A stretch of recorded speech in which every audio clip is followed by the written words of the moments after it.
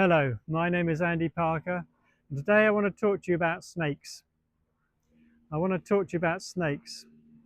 So many times in our Christian life, we're reading the Bible, we're going to church, we're really feeling encouraged and strong in our faith, but then we have a bad day and we're feeling a bit tired, and we lose our temper, we get angry, you have bad thoughts, lustful thoughts, and it just feels like we've been walking along in a good direction and suddenly a snake has bitten us, temptation has bitten us.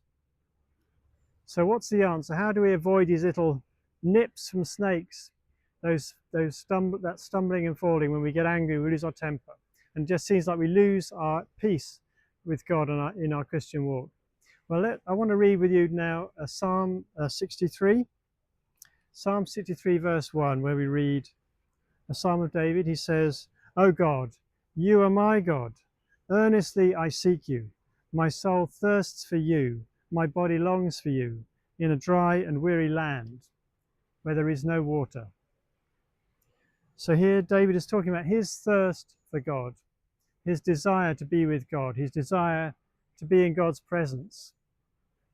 So David wanted to be at that higher place. It just seems like this world is like a desert. There's nothing to feed his spirit outside of the presence of God. And that's where we need to be.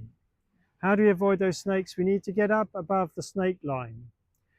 They talk about in the mountains, they talk about a snake line. If you're walking in the mountains, if you're camping, and you want to avoid snakes, you need to go up high.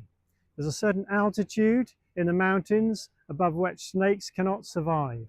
So if you go high up the mountain, you can't get bitten by a snake. They're all lower down. So we need to go up into those higher spiritual places. We need to hunger and thirst for God like David. "O God, you are my God. Earnestly I seek you. My soul thirsts for you. My body longs for you in a dry and weary land where there is no water." Seek God. Spend time in his presence. Hunger after God, and you won't find those snakes nipping your ankles. Thank you for listening.